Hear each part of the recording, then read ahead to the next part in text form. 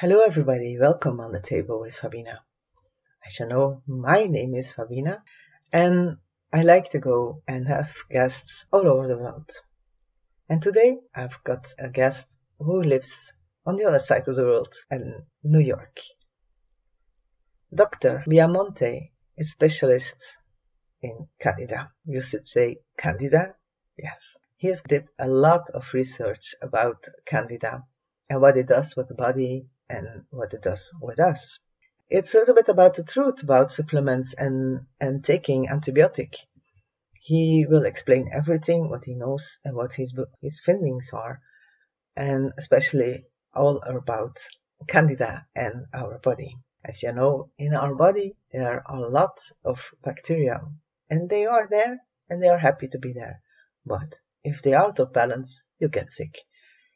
And Dr. Biamonte is going to talk about what he finds and what his experience are with his clients, with himself. He wants to share that with you. So I should say, listen very carefully. I should say this only once. Okay, this is just a joke. You know that. Listen to him because it's very important. You will listen and find out that there are some things that we have in one's mind printed by the pharmacy that it's really different. So sit and relax and listen. It's really amazing what this Dr. Biamonte have to say.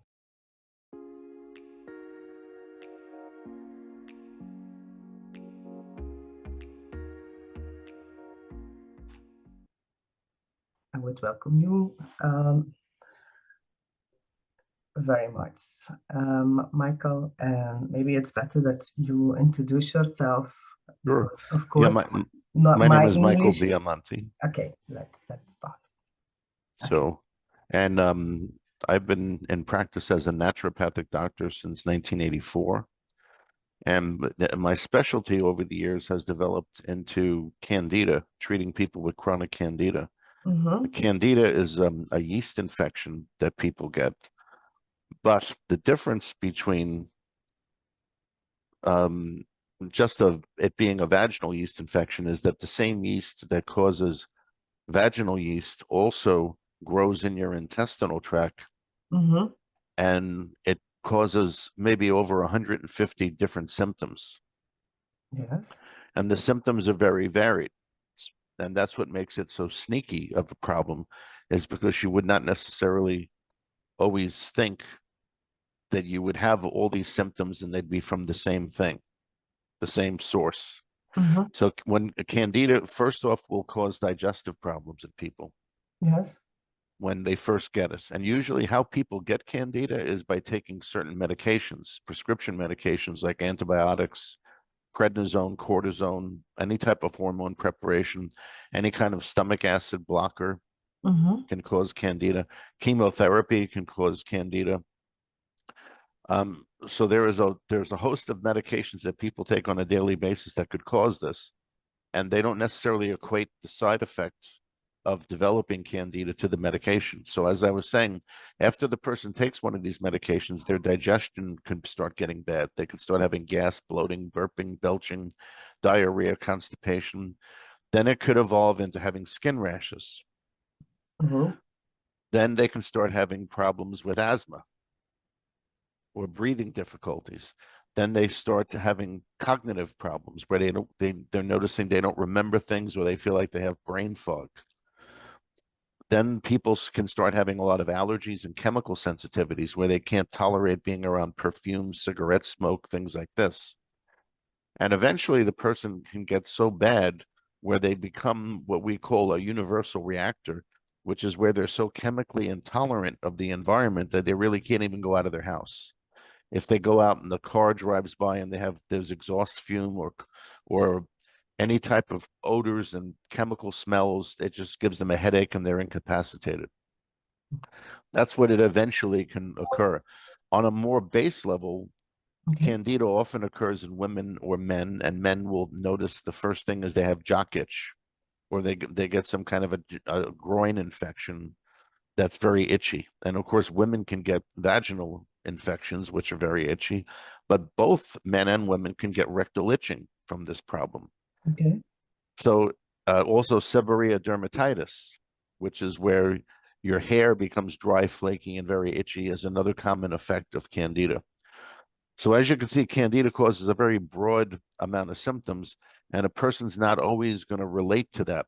They're not going to think that their allergies that they have now to milk or to certain foods, let's say to bread or something, has anything to do with the rash they have, or anything to do with the fact that they don't remember names or don't remember things anymore the way they used to, that they're suddenly kind of brain dead. And that's the thing about Candida that's so sneaky, is that it can cause all these symptoms, and these symptoms can appear to be disrelated. And the symptoms will get worse depending on what the person eats, because sugar and starch in the diet feed the yeast, or this fungus. Let me clarify that first, because that's a little confusing. Candida is technically a fungus, but it also exists as a yeast. And like the chameleon lizard, it's able to change itself back and forth. Oh. So when we say yeast or fungus or something, we're saying it's the same thing, literally. The organism is called a dimorphic organism, and the word dimorphic means to be able to live in two different states. So it can live as a fungus or it can live as a yeast. And as I was saying, sugar, like sugar from fruit, sugar from candy, sugar from any kind of a sweet pastry, cookie, cake, anything like that will feed the Candida and make it start to grow rapidly, as will carbohydrate foods. Too many potatoes, too much pasta, you see, too much rice. Even good healthy foods, as long as they're high in starch, will be converted to sugar by your body, and that's natural. So your cells can get the sugar, but this yeast also gets the sugar. And from that, it grows. Can I ask you something? What about fruit? Because in fruit is fructose. Yes, fructose feeds Candida as well. Okay. Because the worst thing that feeds Candida probably is beer, because beer is high in maltose, and maltose is a specific sugar that's involved in brewing beer. And of course, when you brew beer, you brew it with yeast. So maltose specifically feeds yeast. So that makes it even more nasty for the patient. So when the patient contracts Candida from taking antibiotics or these drugs, they start getting all these crazy symptoms, and then their diet can set it off and make it worse if they eat something that feeds the Candida, which, as I just explained, is virtually anything that hits your mouth that's sweet, or anything that has too much starch. It would feed the Candida, make it grow more, and then your symptoms get worse. But now here's the other interesting thing about it. There are other things in your environment that you may not equate that would also make it worse.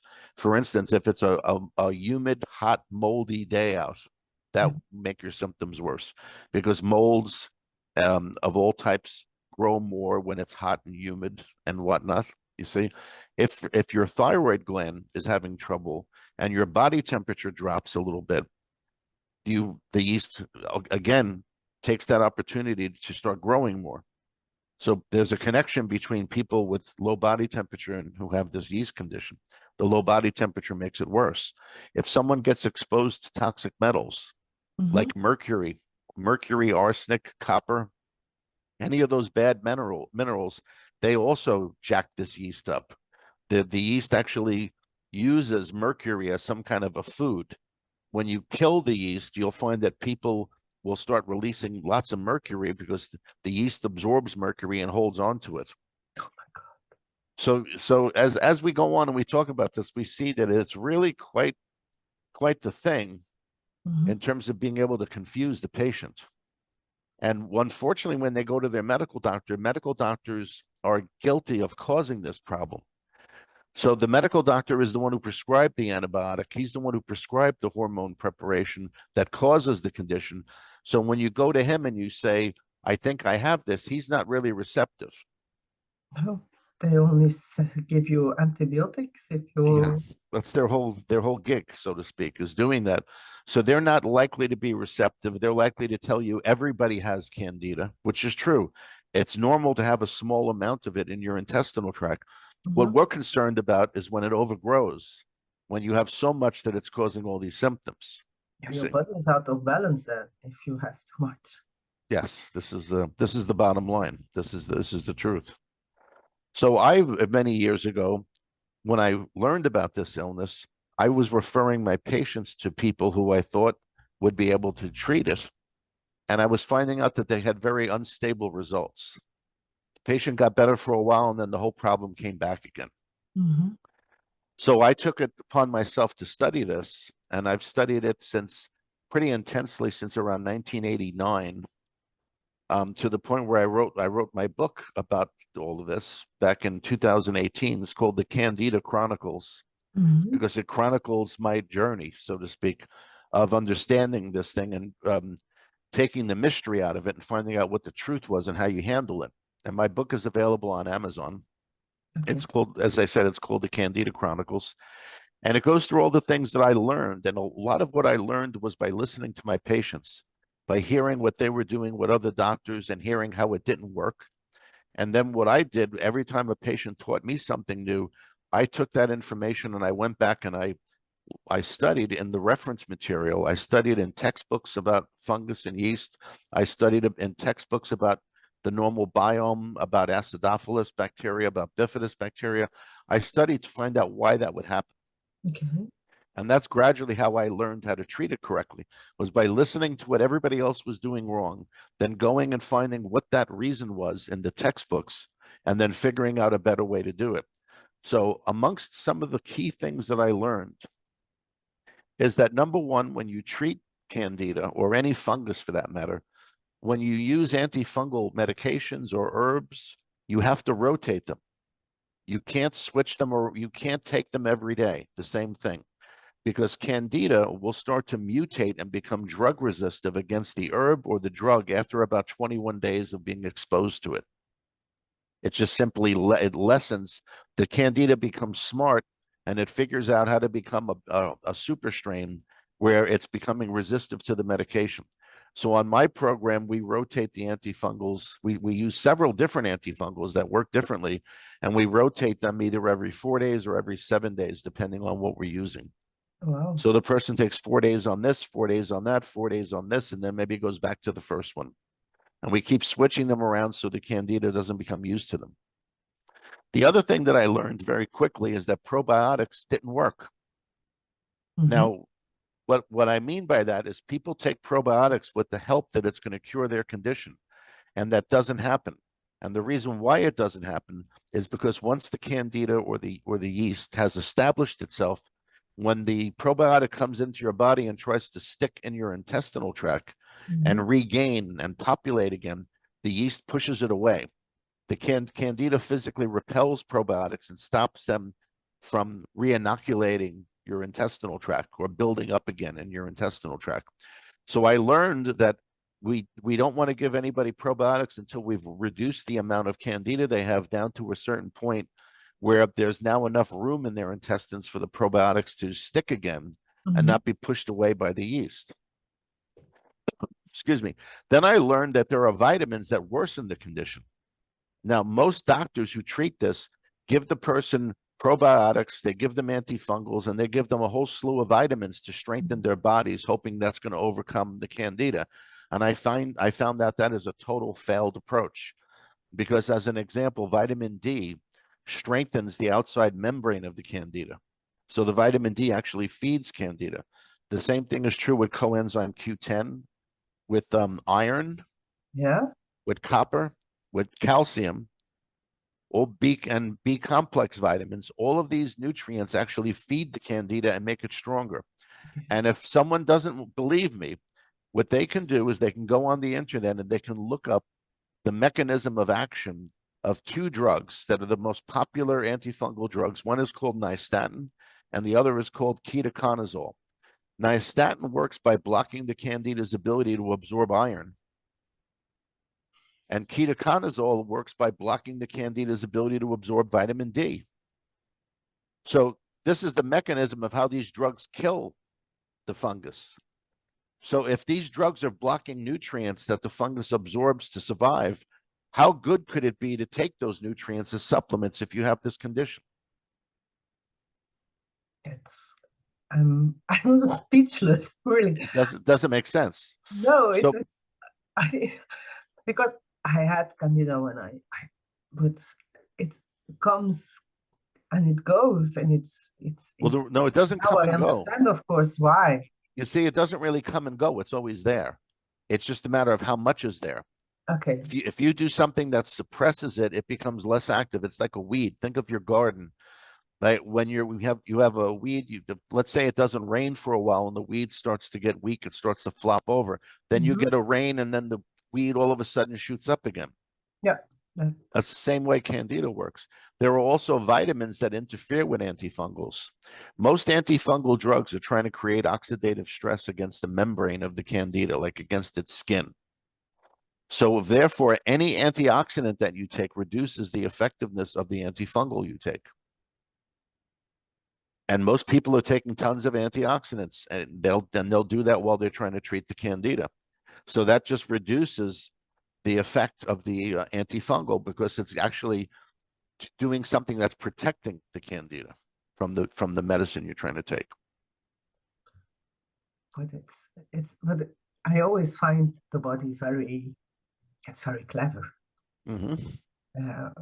Whatever we try to do, what we try to do, it's always say, okay, no.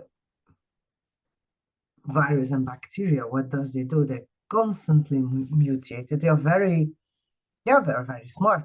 For me, I think sometimes they are smarter than we. Another thing I learned is that Candida is symbiotic with other organisms, particularly with parasites and harmful bacteria. So in most people, you don't find someone who only has Candida because to a greater or lesser degree, when you have Candida, you also get an overgrowth of parasites and harmful bacteria living with the Candida because they all like the same environment. They like an intestinal tract that's very alkaline, they particularly like a person who's constipated, and they like to cluster together. So you'll find Candida, bacteria, and parasites all living together like in a tight unit. And the bacteria, unfortunately, produce biofilm. With the biofilm is kind of like snot or mucus that the bacteria produce to cover themselves and the Candida and the parasites so that they avoid being killed by medications or your own immune system. So I found that a lot of times when people don't get results on a Candida program, it's because they have a lot of these bacteria, and those bacteria also have to be killed, but you also have to know how to break down the biofilm. And there are lots of different products that can break down biofilm, luckily. But particularly what breaks down biofilm is diatomaceous earth and also various enzymes. Enzymes are able to break down and digest that biofilm and strip it away so that the medicines you're using can actually get to the Candida, hit it, and kill it. Yeah. But it's so amazing that, our factory, how that works, how clever it is, and how it survives. Well, you know something else along the line of what you're saying that I find very interesting. I hear from a lot of people who have Candida. They talk about craving sweets, that they have sweet cravings and they don't quite understand why sometimes. And in the late, you might have heard a little bit about this, but in the last 5 to 10 years, there's been a lot of research about how bacteria and these organisms communicate with each other. You said something a few minutes ago that started to touch on that. And what scientists are now starting to think is that these microorganisms in our body actually can communicate not only with each other, but they can communicate with us on some kind of a lower level, maybe a level that's below our awareness. And they may actually be telling you to eat sweets because they need those sweets to survive.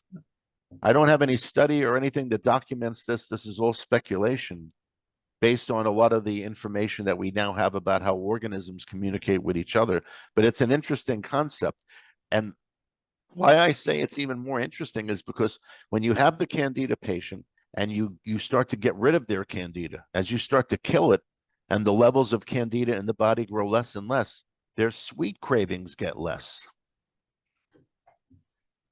It's like the sweet cravings are getting less in ratio to the amount of Candida that they now have. So that's an interesting thing to throw in there, but goes along the line of what you were talking about before about the organisms communicating with each other. But for me, it's logical that your body talks to you and you talk to the body. Otherwise, we as human, we listen to the animals, but yeah, some of us can talk with them and understand what they said, other can't. And I can imagine that's the same with your body.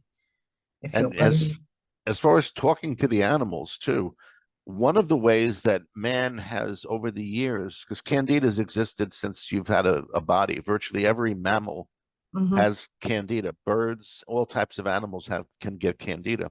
One of the things that we observed is what animals who had Candida would eat. okay, And we noticed that they would go after herbs that later on we discovered were antifungal.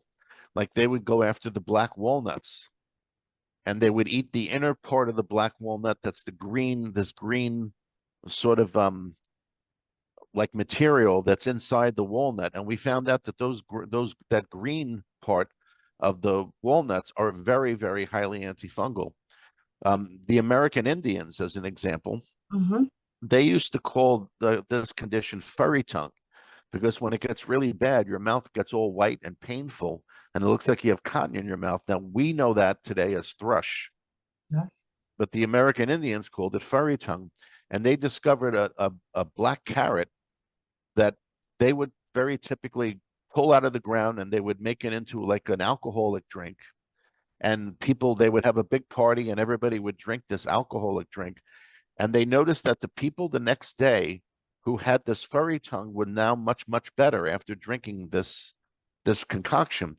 And we know now that that black carrot is actually an herb called lomatium, which is highly antifungal. So this has been, we notice animals who have parasites will go and eat the wormwood plants.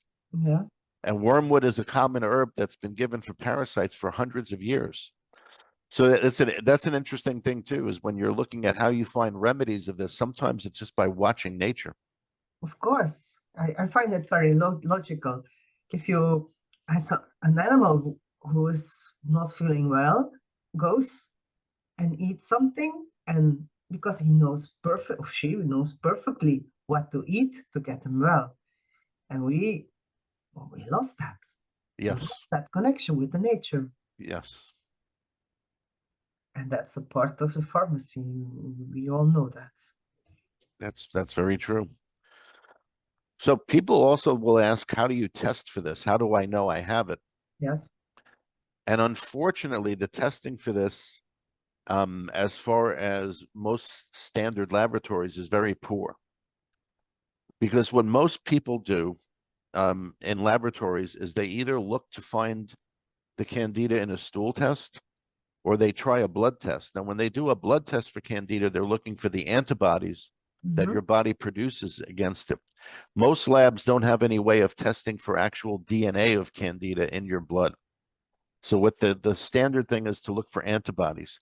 And one of the discoveries I made that I talk about in my book is that the longer you have candida, the lower your antibodies go. So in the first 2 years or 3 years that you had candida, your candida antibodies might have been above normal as a signal that your body is fighting candida. But then when you get into 5 years, 10 years, 15 years, your immune system weakens and those antibodies drop into a normal range. Your body can't produce them anymore. Okay. So when the person goes to have a blood test for this, they're going to say, no, you don't have it. Then you could go for a stool test. And what they do with a stool test is they have you collect a stool sample. They have you put it in a little vial that has formaldehyde, which is a preservative. And then they send it to the lab. And by the time the lab gets it, most of the candida is dead. So they can't get it to grow again because they want to put it on a little petri dish to Yeah. get it to grow. And by the time the lab gets it, it's all dead. So again, they tell you don't have it. So the standard tests that you might go for this are going to tell you don't have it. Now, the testing that we use is more to look for actual chemicals in your body that are found in your urine, Mm-hmm. which are released by the candida. Candida has its own chemical signature that it has. It releases unique chemicals into your body that your body doesn't normally make. So we test for those chemicals in your urine as a way of determining if you have candida. And then we also use stool tests that look for the DNA of the candida in your stool. And Mm-hmm. I found that's a much more accurate way because most labs don't have the capability of testing for Candida correctly. There is a blood test that's once in a while you'll find a lab does that actually looks for the toxic proteins Candida releases into your body. But that test is done by so few labs. It's such an isolated test. It's not even worth going out looking for. You can get much better results by looking for these tests. Okay. The tests I'm talking about are done by Great Plains Labs, which is in the United States, and it's also done by a lab in North Carolina called Genova Labs. They do these tests. These are called organic acid tests. Mm-hmm. And these tests can tell you, and these labs also do the DNA stool tests. So they'll be able to tell you. And there's That's another option amazing. on a lot of these stool tests where they look at your stool under a microscope. Mm-hmm. And what they're looking for under the microscope are eggs of parasites. But very often they find dead yeast. Now, if they find dead yeast in the stool test by looking under the microscope, that's a totally valid test for the yeast. See, because if you have dead yeast in your stool, that yeast was alive not too long ago. So that's actually a way of confirming that you do have a yeast overgrowth, is if they find, and they'll measure these as far as few, moderate, or many. Mm-hmm. And that gives you an idea of the quantity that you might have. And do they also does that in Europe because you're of course living in America? Do you know if some because yeah, if I send it, it's going to be all over the world. So of course maybe they have it also in Europe. Do you know anything about that or on? Yes, luckily, Genova Labs partners in Europe with many countries and many labs in those countries where they're able to do testing. That's the Okay, Genova Lab specifically can do that. okay, So that's that's something that's the lab people want to look out for if they want to try to get testing. Look on the internet. They can go to the Genova Lab website, and they have a page that's it's marked international.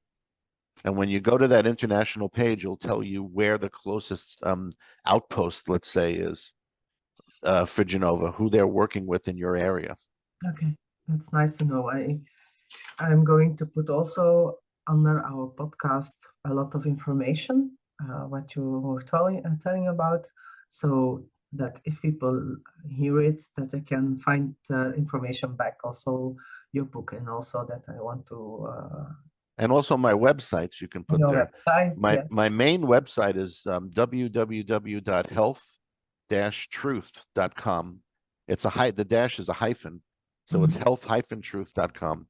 My other website is the New York City Candida Doctor, and I also have a website that's called the New York City Thyroid Doctor. Now, why do I have a thyroid website? It's because there's a tremendous connection between thyroid problems and Candida, and they go back and forth. If the Mhm. person has a thyroid problem, it can make them more susceptible to Candida. If they have Candida, it makes them more susceptible to a thyroid problem. So I've had to become an expert in thyroid function as a result of Candida. And if people know that they have Candida, what do you do about that? The smartest thing they could do to save themselves a lot of time and a lot of money is invest the money in my book, Okay. because my book is going to tell them how it should be treated correctly, and it's going to show them all the mistakes that doctors usually make that don't get the job done, and in fact make it worse. So if they get a copy of my book and they start reading the book, they're going to know what they can do with the doctor that they're treating, or even just on their own. There's a lot of times people are better off treating this condition on their own using my book rather than relying on what the doctor knows, because the doctors usually will make it worse. Yeah, but doctors only, most of them listen what every week or every month have somebody from the pharmacy coming with new products, Right. and they find the real miracle if it's like that. And and what I always said, look in your garden and see what herbs there are because they Yeah. help you. Yeah. Well, And the also, person, I'm sorry, go ahead. no, it's okay. The person can also look on my websites for help, because we do consultations with people all over the world. we use a platform called Doxy.me. And with that platform, it's something similar to Zoom, but the difference is it's HIPAA approved, which you have to have. In the United States, you have to have some kind of communication via, which is a HIPAA approved. Otherwise, it's not okay. So the Doxy is HIPAA approved, so we can talk to patients all over the world and advise them. Okay, that's nice to know. What I also wanted to say is that people maybe, yeah, if you go to buy some food, to read the label, because many things, all things that are in a box or in a plastic, or it's all sugared. Many people don't know that. Many years ago, I bought salmon, and I was so surprised that even in salmon they put sugar, and I thought, what the fuck? Why are they doing that? Right. You just Yeah. go to the local fisherman, and I buy that because that's fresh. And I know you have an advantage though in Europe as opposed to what we have in the United States, because throughout Europe a lot of GMO foods have been banned, which is not the case in America. And we actually found that people who ate a diet very high in GMO foods had a higher risk factor in developing Candida. As a matter of fact, in developing anything, any illness, GMO foods are really bad.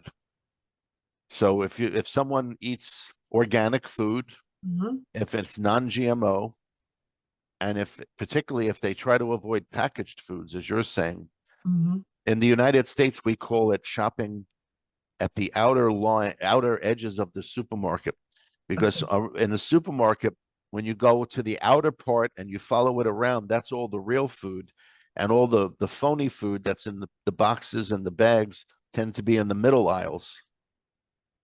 Okay.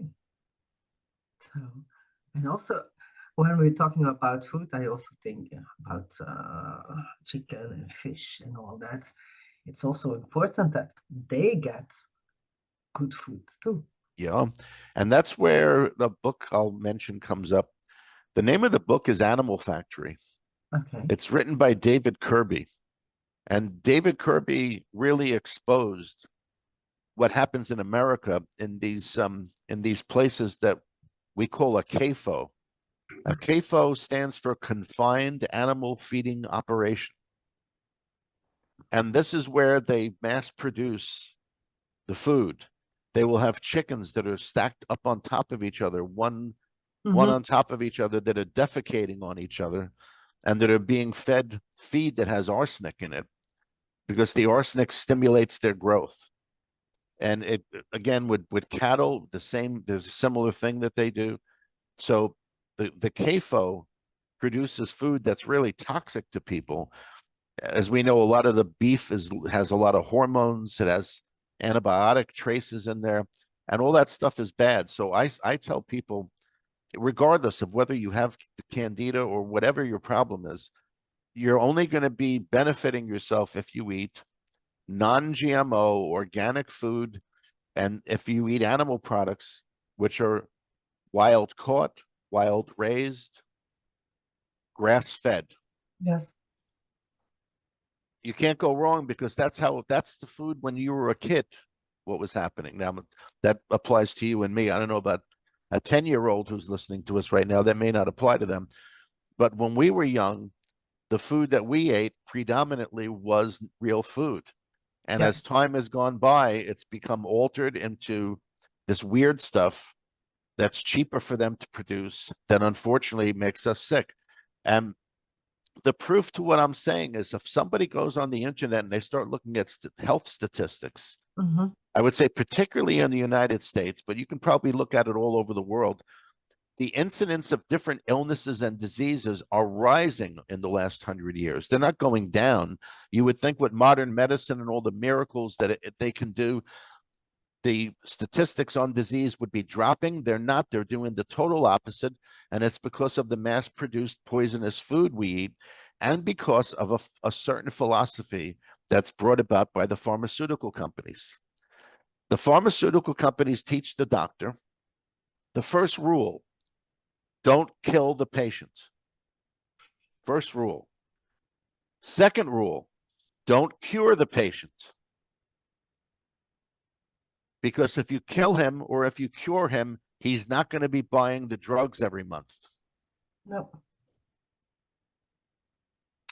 It's yeah, I know. It's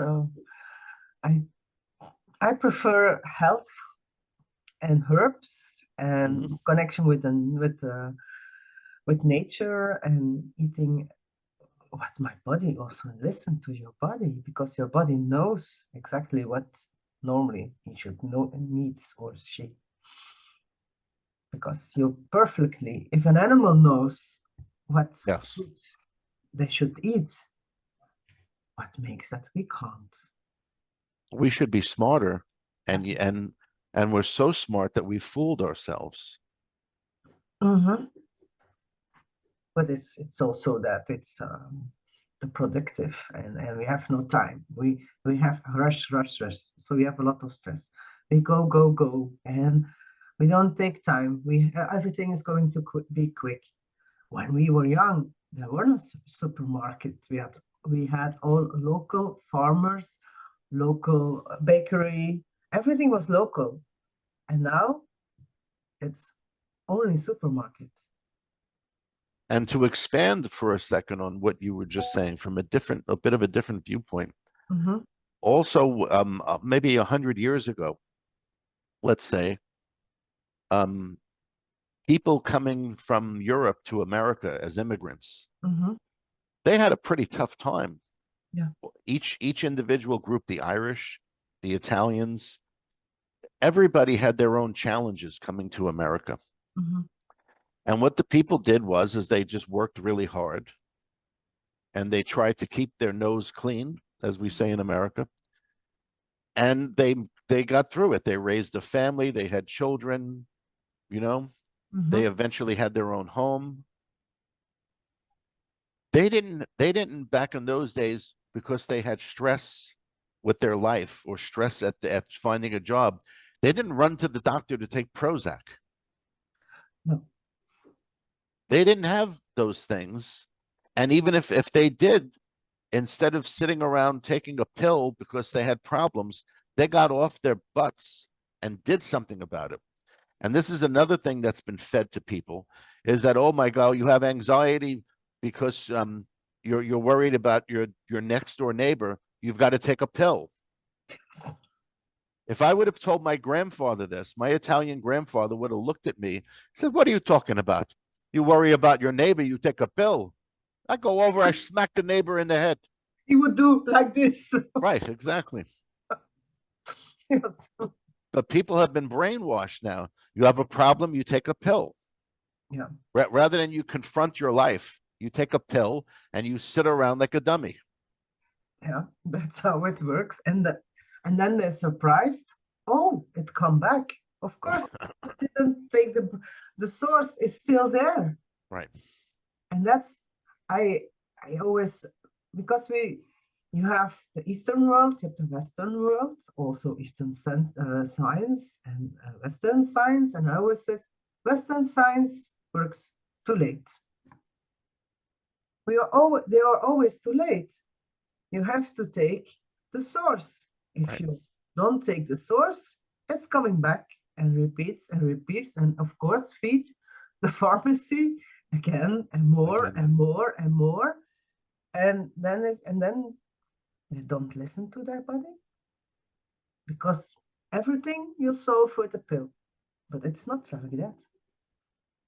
And it's so bad in the United States, actually, that there are certain states where it's illegal to say that you can cure a disease. And the reason why they say it's illegal for you to cure the disease is because the drug companies haven't told them that they have a pill that cures the disease. So because the drug companies say they don't have a cure, therefore in these states, if you say you have a cure, you're crazy and it's illegal, and they put you in jail or they give you a fine or something like this. Yeah, I can imagine that. We have that period, that funny period behind us. it's still about injection, about medication, and if you don't take it, you're bad. Well, I think that the governments around the world, and particularly the drug companies, learned a bit of a lesson when it came to the COVID vaccine. Mhm. Because as you saw all around the world, every country had a certain amount of protesting going on by people who were being forced to take the vaccine, who didn't want to do it because they didn't feel that the vaccine was healthy for them. They Mhm. didn't feel confident that there was enough research to prove that the vaccine was safe or effective. And there were many people who had friends who took the vaccine who died or who became very ill, so they didn't want to take it. Yeah. I think the drug companies have learned a lesson about that because they got to see how far they can push people into doing something that they don't want to do. But yeah, I should say it's really crazy that people just see how far they can go this way, because you have a lot of people now who just dropped that, who took the vaccine. That's not really something. It's a side thing we are talking about, but it's also it's the same. They just believe what the pharmacy is saying, and yeah, I was really against it, and I respect every. Okay. So I have two books here written by a colleague of mine. This book is called Neither Safe Nor Effective, Mm-hmm. which is the evidence against the vaccine that she's collected from around the world. Her name is Colleen Huber, Huber. You can also get this book on Amazon. And she goes through the real statistics that have been hidden and covered up on the vaccine. And then she also has this book,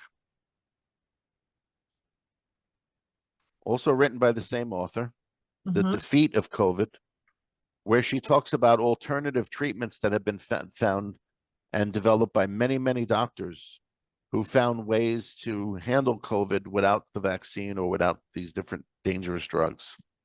But even that, they just take the how do you call that, your license away if you don't do what they say. Yeah. How ridiculous. And that people buy that, and I was even, if I shouldn't, I should live in under the ground if needed, but Mhm. I'm boss in my own house. And how many people, I lost a lot of clients, but of course that's how it is. Yeah.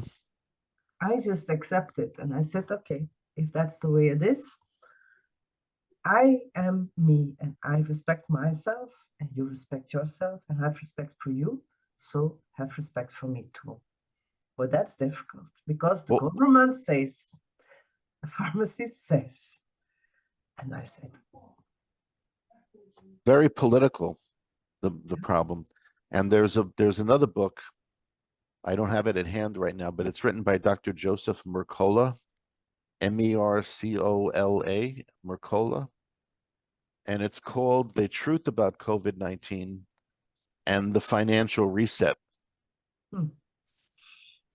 Yeah. And Dr. Mercola goes through how a lot of this was political.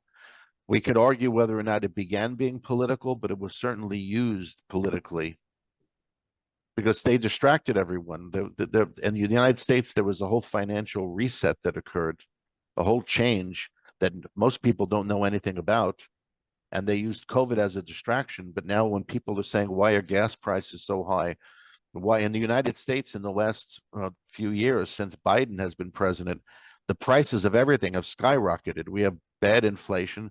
The prices of gasoline are much higher than when President Trump was president. All the prices were low. Biden becomes president, everything goes high. Nobody knows why. Well, if they would have been paying attention to what happened during COVID, he restructured the finances in the United States, and that's what we end up with right now. Yeah, So but Mercola goes over all this as far as the political aspect of it. we have the same in Europe. So, of course, that's a chain reaction. It's a chain reaction, yes. Yes. So about going back to you, because it was a little bit.